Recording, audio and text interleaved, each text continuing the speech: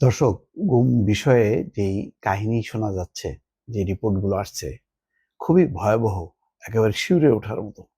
আমরা সাধারণভাবে কিছু তথ্য জানি, কিন্তু এত বিস্তারিত জানি না। গুম কমিশন যেই রিপোর্ট দিয়েছে, সেই রিপোর্টে নানা তথ্যপাত্র সেখানে তুলে ধরা হয়েছে। এখানে শিরোনাম হচ্ছে, একটা রিপোর্ট করেছে, এই রিপোর্টের ভিত্তিতে গুমের জন্য কিভাবে টার্গেট করা হতো, নজরদারি হতো যেভাবে।